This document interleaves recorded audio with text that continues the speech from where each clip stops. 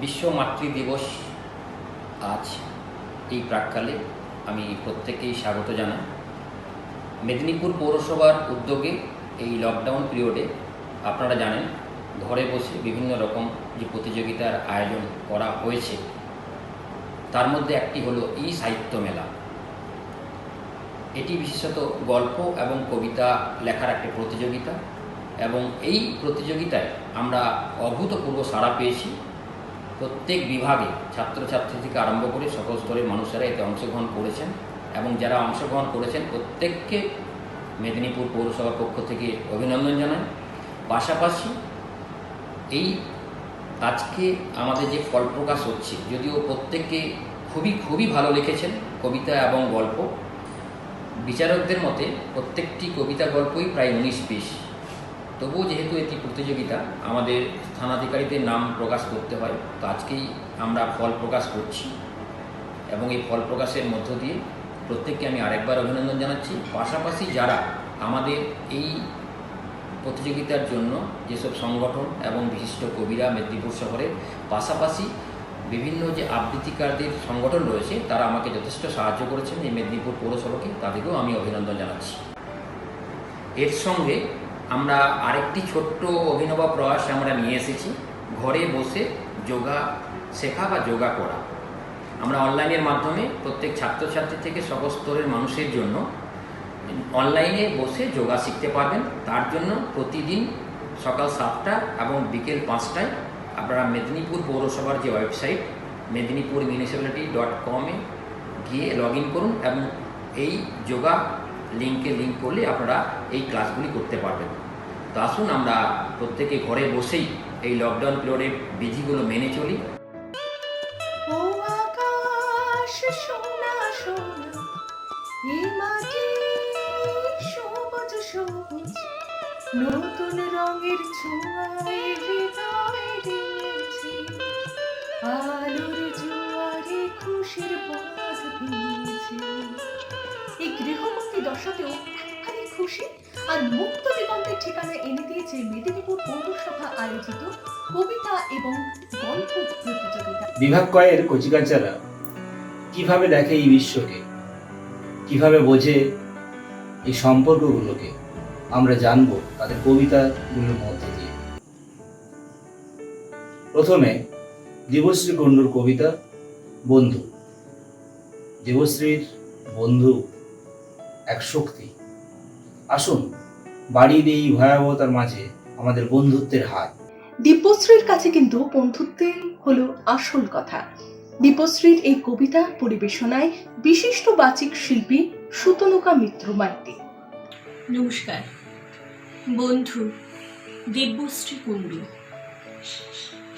বন্ধু আমার প্রাণীর খেলা, বন্ধু আমার ছড়া, বন্ধু আমার আনন্দেতে 100 মানি খাড়া, বন্ধু আমার ফুলের গন্ধ, সৌরভের সুখ, বন্ধু আমার আকাশ জুড়ে মেঘের ভেলার দুঃখ, বন্ধু আমার শিশির ভেজা শিউলি ফুলের রাত, বন্ধু আমার ঘুম ভাঙানো বালিশ ছোঁয়া হাত, বন্ধু আমার নীল সাগরের নানান রকম খেলা, বন্ধু আমার উদাস মনের সারাটা দিনের খেলা।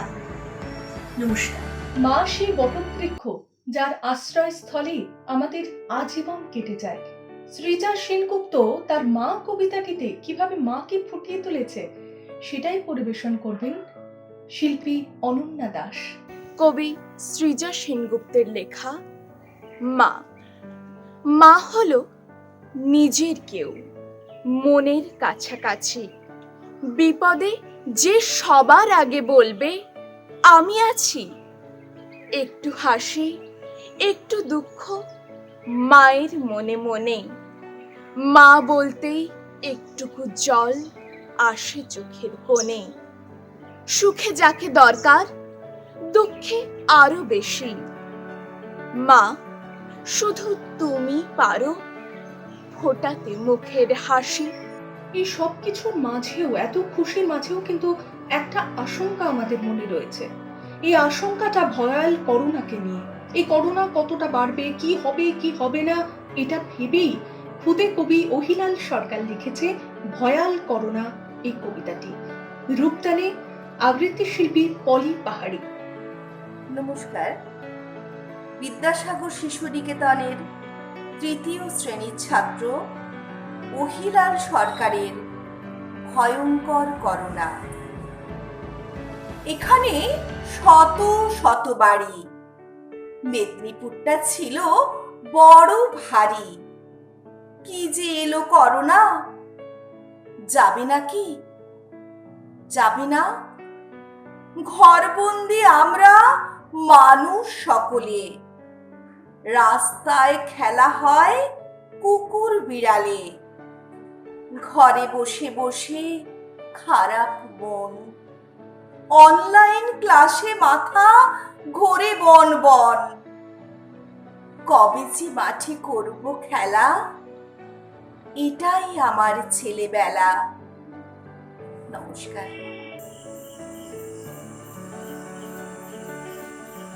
আমি তো ভাবছিলাম অরণ্যের কথা।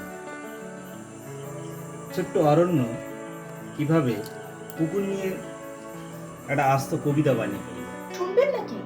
না না, আমি শোনাবো না, শোনাবেন বিশিষ্ট বাচিক শিল্পী পাঞ্চালী চক্রবর্তী। কবিতাটির নাম কুকুর, লিখেছে অরণ্য মুখার্জি। আমার বাড়ির সামনে একটা বড় পুকুর আছে।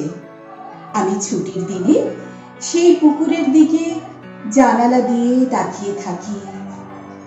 কত লোক সেখানে স্নান করতে আসতো, কেউ জল ছিটাতো, কেউ সাঁতার কাটতো। কিন্তু আজকাল ওখানে আর কেউ আসে না। আমি তাকিয়ে থাকি, আমার মন খারাপ করে। সন্ধ্যাবেলা জোনাকি উড়ে, জোনাকির আলো আমার ভালো লাগে। মাকে বলেছি সব ঠিক হলে আমিও একদিন স্নান করব। আমিও তখন নতুন করে একটা পুকুরের কবিতা লিখব। আমিও তখন নতুন করে একটা পুকুরের কবিতা লিখব। নমস্কার। আমারই তুমি অশেষ করেছ এমনই লীলা, তব ফুরায় ফেলে আবার ভরেছ জীবন নব নব। আমাদের জীবন রবির জন্মদিন আমরা কাটিয়ে এলাম। কবির চরণে তার কবিতা দিয়ে কবি প্রণাম জানিয়েছে। সেই কবিতায় আমরা শুনব শিল্পী নরোত্তম দের কণ্ঠে। ষষ্ঠ শ্রেণীর ছাত্রী রোহিণী দাসের লেখা কবি প্রণাম। জোড়া সাঁকো হলো সাঁকো, জড়ল সারা পৃথিবী। বাঙালিকে তুমি চেনালে সবার হে বিশ্বকবি। যেদিন তুমি মোদের ছেড়ে গেলে কবিগুরু, সেদিন থেকে তোমায় নিয়ে মাতামাতি শুরু। গীতাঞ্জলি, গীতবিতান সবই তোমার সৃষ্টি। গল্প গাথায়, কাব্য গানে যেন ছন্দের বৃষ্টি। তোমার নামেই সড়ক সেতু, ভবন রাস্তাঘাট। তোমার নামেই সকলে চেনে ভুবন ডাঙ্গার মাঠ। ভারতের আলো বিশ্বে জ্বালালে, জিতলে নোবেল তুমি। ত্যাজিলে নাইট, বাঁধিলে রাখি, ধন্য ভারত ভূমি। জন্মদিনে তোমারই শরী, তোমারই গান গেয়ে, তোমার ছবি আঁকি মোরা তোমার চোখে চেয়ে। নোবেল তোমার কোথায় গেল, খুঁজল না তো কেউ। তোমায় জুড়ে চলতে থাকে উৎসবেরই ঢেউ। তাই তো তুমি অরুণ রবি, প্রণাম তোমায় বিশ্বকবি। নমস্কার। তোমরা সবাই ছুটছ যখন মানুষ হওয়ার জন্য, আমি না তো পাখি হব পাখির মতো অন্য। ইঁদুর দৌড়ের এই প্রতিযোগিতায় সমস্ত শিশুদের নাভিশ্বাস ফুটে যাওয়ার জোগাড়। ধন্যবাদ মেদিনীপুর পৌরসভাকে যে শিশুদের এই একঘেয়েমি তারা কাটিয়েছেন অন্যভাবে। ক্ষুদে কবি পৃথ্বীশ ঘোষের পড়ার চাপ কবিতাটিতে এই বিষয়টি ফুটে উঠেছে সুন্দরভাবে। শুনবো আরুষির কণ্ঠে। আমি এখন আপনাদের পাঠ করে শোনাচ্ছি অষ্টম শ্রেণীর ছাত্র পৃথ্বীশ ঘোষের লেখা একটি কবিতা, পড়ার চাপ। আমার বাগানে ফুটেছে সুন্দর একটা ফুল, ব্যাগের ভার সহ্য করে যাচ্ছি আমি স্কুল। স্কুল থেকে ফিরে যখনই গেলাম শুতে, মা বলল, না না ওসব হবে রাতে। আমি বললাম, মা আমি একটু নেব রে। মা বলল, আগে তুই পড়াশোনায় হবে। চিৎকার করে মা বলল, এক্ষুনি পড়তে বস।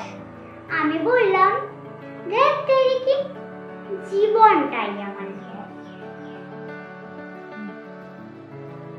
আপনারা চলে এসেছেন। এবার কবি শ্রেয়া দাস অস্ফুট কবিতায় কিছু বলতে চাইছে, কিন্তু অস্ফুট ভাবে নয়, খুব জোর গলায়। জোর গলায় কি বলবে? নমস্কার, দ্বাদশ শ্রেণীর ছাত্রী শ্রেয়া দাসের অস্ফুট কবিতাটি পড়ে শোনাচ্ছি। সন্ধ্যের ব্যস্ততা থমকে গেছে নিস্তব্ধ দুপুরের মতো। জনবিমুখ রাস্তায় কুকুরগুলো পরিশ্রান্ত। স্কুলের টিফিনের ঘন্টা কিংবা ছুটোছুটির বন্ধুর আমেজ আজ অতীত। চারিদিকে খালি মৃদু আর্তনাদের অস্ফুট আহ্বান। চেনা শহরের বোবা কান্না আজ উন্মোচিত। রুদ্ধশ্বাসের দাম্ভিকতায় ত্রাণ পসরার অট্টহাসি। অনিশ্চয়তার দোলাচলে ভাসতে ভাসতে কালাহত কালের ভাবনা। তবুও আমরা হারব না, বরং হাতে হাত রেখে হারাবো। বেলা শেষে আশার নিভন্ত শিখা জ্বালাবে লেলিহান অবয়ব। ধন্যবাদ। সত্যি চিনতে পারছি না আমাদের এই চেনা শহরকে। কেমন এক অদ্ভুত নিস্তব্ধতা গ্রাস করেছে যেন। করোনার কবলে আছি আমরা সকলে। এমনই এক চেনা শহরের অচেনা রূপ তুলে ধরেছেন সত্যজিৎ মণ্ডল তার কবিতায়। শুনবো বিশিষ্ট শিল্পীদের সম্মিলিত কণ্ঠে। নমস্কার, সত্যজিৎ মণ্ডলের লেখা কবিতা ভাবলে সেন শহর আমার। শহরে আমার জন্য বিন্দু মাত্র জায়গা নেই, তবুও এই শহর আমার, এই মানুষ আমার। এই মাটির গন্ধটার মধ্যে আমার ঘামের গন্ধ মিশে আছে। মিশে আছে আমার বাবার ঘামও। এই শহরে আমার জন্ম নয় বটে, তবুও আমি এই শহরটাকে ভালোবাসি। এই যে শহর, যে আমাকে নিত্য নতুন করে জন্ম নিতে শিখিয়েছে, দেখিয়েছে ভিন্ন ভিন্ন মানুষের রং। অঙ্কের ছকে সে মানুষগুলোর রং কিছুটা আলাদা। ওরা সবাই ছুটছে, তাদের কাছে আমার জন্য কোনো সময় নেই। তবু আমি তাদের জন্য অভিভূত। আমাকে একটু জায়গা করে দিল সে এক বটবৃক্ষ, যে গাছের ছায়ার নিচে বসলে আমি আমার সকল উষ্ণতা অনুভব করি। এ শহরের গাড়ির ধোঁয়া এখন আমার কাছে পারফিউমের থেকেও দামি। এ শহরে জন্ম নিয়েছে আমার প্রথম প্রেম, আমার প্রথম শপথ। এ শহরের প্রতিটি রাতে ফুটে ওঠে নিকোটিনহীন এক ঘাস। আমার চেনা কিছু কবিতাকে শুকনো সবজি বলেও দাবি করেছেন। শরীরের এক পাশ থেকে অন্য পাশ শূন্যে নিয়ে যায়। সোনার পাতার প্রথম স্পর্শে দিন শুরু হয় কারো কারোর, কারোর বা তারাবাতি দিয়ে, আবার কারোর লাগে নীল সাগরের নাবিক সেনা। যার যেমন সাধ্য তেমন তাদের চাহিদা। এ শহর আমাকে পয়সার অভাব বুঝিয়েছে, আমাকে বিকল্প হতে বাধ্য করেছে। বিশাল কষ্ট বুকের বাম পাশে জমা রেখে হাসতে শিখিয়েছে। যেহেতু আমার জন্য বিন্দুমাত্রই জায়গা খালি নেই, তবুও এ শহর আমার, এ মানুষ আমার। নমস্কার। সামাজিক মিডিয়ার দৌলতে প্রেম যেন আজ মোবাইল বন্দি। এই মোবাইলে হঠাৎ করে লোকের প্রেম হয়। সে প্রেম আসল না নকল আমরা জানি না। কবি সায়নদীপ গিরি তার এই কবিতায় এক বাস্তব চিত্র তুলে ধরেছেন। আমরা শুনব বিশিষ্ট আবৃত্তি শিল্পী মন চক্রবর্তীর কণ্ঠে। পরকীয়া, কবি সায়নদীপ গিরি। আমার ভেতর উপড়ে নেওয়া গাছ, আমার বুকে শুকনো ছড়া পাতা। তুমি এখন নিয়ন জলাপথে, অন্য ক্ষততে সারিয়ে দিচ্ছ ব্যথা। আমার খানিক হিসেবে গরমিল, ঠান্ডা জমে বুকের শিরায় শিরায়।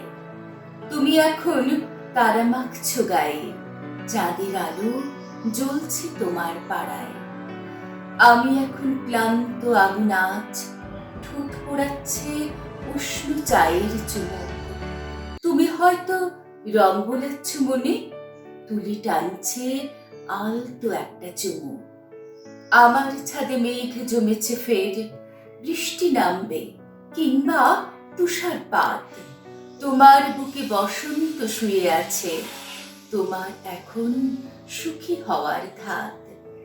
আমি এখন বুদবুদ খুব হালকা, পায়রা ওড়াই রোজ বিকেল ঘুমে।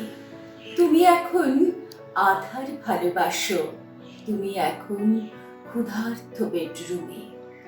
আমার ভেতর উপড়ে নেওয়া গাছ, তবু আমার বুকে উদার সহজিয়া। তুমি এখন নিয়ন জলাপথে, তোমার বুকে দুরন্ত বহেমিয়ান। ডানা শোকাচ্ছে উড়ন্ত পরকীয়া। ভালো থেকো ফুল মিষ্টি বকুল, ভালো থেকো, ভালো থেকো ধান ভাটিয়ালি গান, ভালো থেকো। এইসবের পরেও কিন্তু ভালো থাকা যায়। আমরা আশা করব এই চরাচর সমস্ত ঝঞ্ঝা পেরিয়ে ভালো থাকবে। সেই ভালো থাকার কথাই বলেছেন কবি অনুপ ঘোষ ভালো থেকো কবিতাটিতে। শুনবো আবৃত্তি শিল্পী শুক্লা মুখার্জির কণ্ঠে। নমস্কার, আমি শুক্লা মুখার্জি। এখন যে কবিতাটি পাঠ করব সেটি বর্তমান সমাজে খুব সময়োপযোগী একটি কবিতা, কবি অনুপ ঘোষের ভালো থেকো।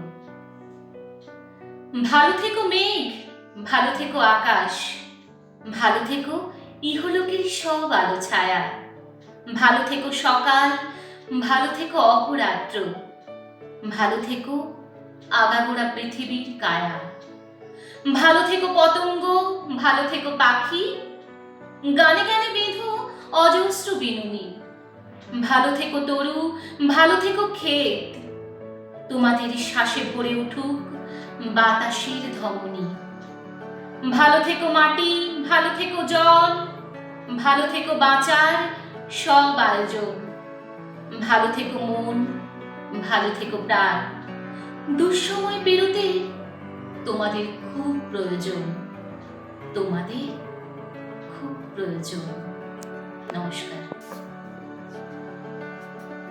লকডাউনগত পরিস্থিতিতে বাংলা গল্প, বাংলা কবিতা পড়ে দিন কাটছে বেশ। আর বাংলা মানে বোঝায় সেই বর্ণমালার স্রষ্টা বিদ্যাসাগর মহাশয়কে স্মরণ করতেই হয়, বর্ণমালার রূপকার বিদ্যাসাগর মহাশয়কে। কবি সরস্বতী মুর্মু মান্ডির কবিতায় বিদ্যাসাগর মহাশয় কিভাবে উপস্থাপিত হয়েছে শুনে নেব আমরা বাচিক শিল্পী মৈথিলী ঘোষের কণ্ঠে। নমস্কার, কবিতার নাম বিদ্যাসাগর, লেখায় সরস্বতী মুর্মু মান্ডি। দয়ার সাগর বিদ্যাসাগর একজনেরই নাম, দেশ বিদেশে খ্যাত তিনি বীরসিংহ ধাম। বর্ণমালার আলো জেলে জ্বালান তিনি ঘর, তার দেশেতে থাকবে কেন মানুষ নিরক্ষর। তিনিই প্রথম বুঝেছিলেন চাই মেয়েদের শিক্ষা, শিক্ষা হলো অধিকার, শিক্ষা নয়তো ভিক্ষা। আজ মেয়েরা ঘরেতে নেই কলা বউয়ের সাজে, দেশ বিদেশে পাড়ি জমায় দুঃসাহসিক কাজে। মেয়েরা আর অবলা নয়, প্রতিবাদীর ভাষা। বিদ্যাসাগর জাগায় মনে কত শত আশা। বাল্য বিয়ে রুখে দিয়ে বিধবা বিয়ের চল, হাজার আলোর ঝলকানিতে জীবন হয় উজ্জ্বল। দিন দুঃখিনীর কষ্টেতে যাঁর কেঁদে ওঠে মন, তিনি থাকেন হৃদয় মাঝে, তিনিই মহাজন। আজ এখানে দাঁড়াই আমি বিদ্যাসাগর জন্য, এই দেশেতে জন্ম আমার, জীবন আমার ধন্য। আজ এখানে দাঁড়াই আমি বিদ্যাসাগর জন্য, এই দেশেতে জন্ম আমার, জীবন আমার ধন্য। নমস্কার। যদি পারো শুনে যেও, কখনোই বলবো না যদি পারো, বলবো পারতেই হবে, শুনতেই হবে কবি শুভদীপ বসুর এই কবিতাটি যেতে যেতে। আবৃত্তি শিল্পী কৌস্তুভ বন্দ্যোপাধ্যায়ের কণ্ঠে। শুভদীপ বসুর লেখা কবিতা যদি পারো শুনে যেও।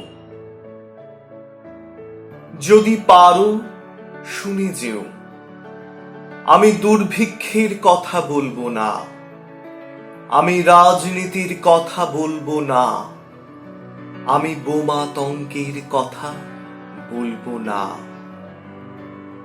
যদি পারো শুনে যেও, আমি সার্জিক্যাল স্ট্রাইকের কথা বলবো না, আমি মেশিন গান বুলেটের কথা বলবো না, আমি বোমারু বিমানের কথা বলবো না। যদি পারো শুনে যেও, আমি মন্দিরের কথা বলবো না, আমি মসজিদের কথা বলবো না, আমি গির্জা বা গুরুদ্বারের কথাও বলবো না। যদি পারো শুনে যেও, আমি সাম্রাজ্যবাদের কথা বলবো না, আমি জাতি ভেদের কথা বলবো না, আমি শেয়ার বাজারের কথাও বলবো না। আমি পাখিদের কথা বলবো, আমি গাছেদের কথা বলবো, আমি পাহাড়ের কথা বলবো, আমি নদীর কথা বলবো, আমি সমুদ্রের কথা বলবো, আমি গভীর অরণ্যে ঝিঝি পোকার কথা বলবো। যদি পারো শুনে যেও। আরো একবার নীলাঞ্জন সৎপথী। যখন প্রথম ট্রেনটা লাইনের উপর দিয়ে হুইসেল বাজিয়ে ছুটেছিল প্রথমবার, যখন প্রথম মানুষ জানতে পেরেছিল পৃথিবী সূর্যের চারদিকে ঘোরে, যখন প্রথমবারের জন্য গভীর প্রেমের উপন্যাসটা লেখা হয়েছিল, যখন ছেলেটা প্রথম চাকরি পেয়ে মাকে কিনে দিয়েছিল জামদানি, আবার ধরো যখন প্রথম সিনেমা দেখে চমকে উঠেছিল মানুষ। হ্যাঁ, তখনকার সময়ে ফিরে যাই চলো, আবার নতুন করে সব কিছু পরখ করি, আবার নতুন করে আমরা হই, নতুনভাবে আমাদের জীবনের সাথে জুড়ে দিই সেই প্রথম দিনের প্রেম। একবারের জন্য হলেও চলো কবিতা থেকে বেরিয়ে বাস্তবে মিলে যাই সেই প্রথম দিনের মতো আরও একবার।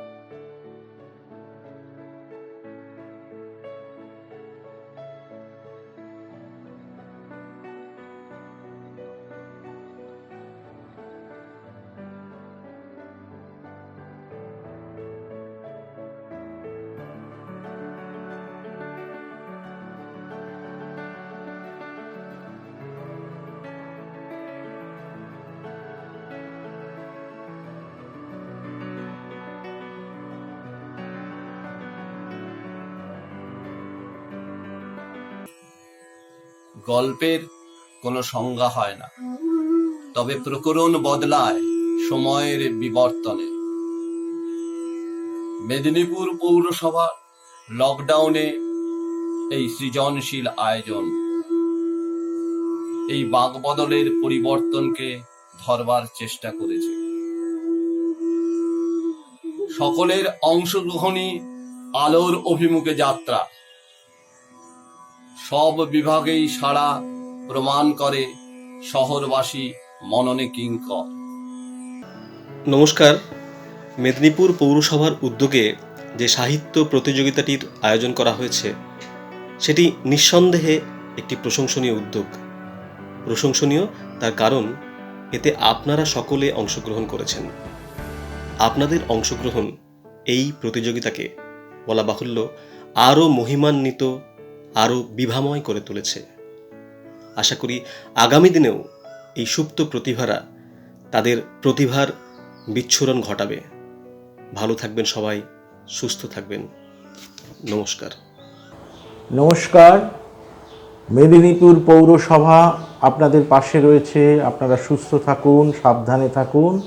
আর মেদিনীপুর পৌরসভা যে একটি অনন্য আয়োজন করেছে গল্প এবং কবিতা লেখার প্রতিযোগিতা, এই সৃজনের আলো, আপনারা খুব অংশগ্রহণ করেছেন, আরও করুন এবং এই আলো ঘরে ঘরে নতুন দীপ্তি দিক, অন্ধকার কাটাক। নমস্কার।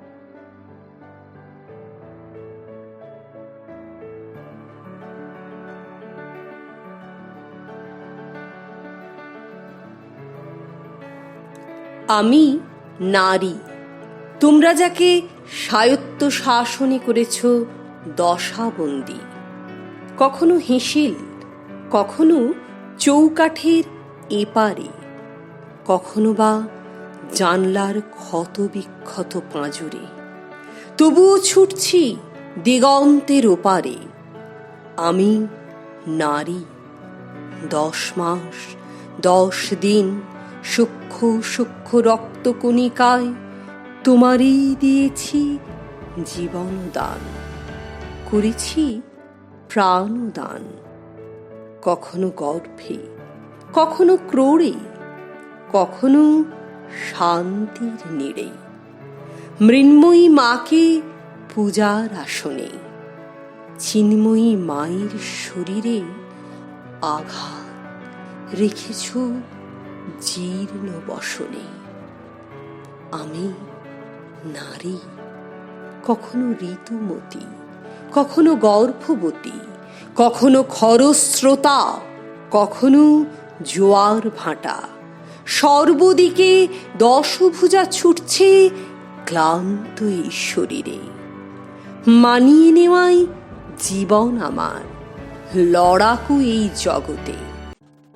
আমি নারী, কখনো মা, কখনো স্ত্রী, কখনো সন্তান রূপে ইচ্ছে অনিচ্ছের প্রতিকার ভুলে বিপদ বিপর্যয়ে খুঁটি ধরে টিকে রয়েছি শত আঘাতে মৃত্যুহীন এই জীবনে।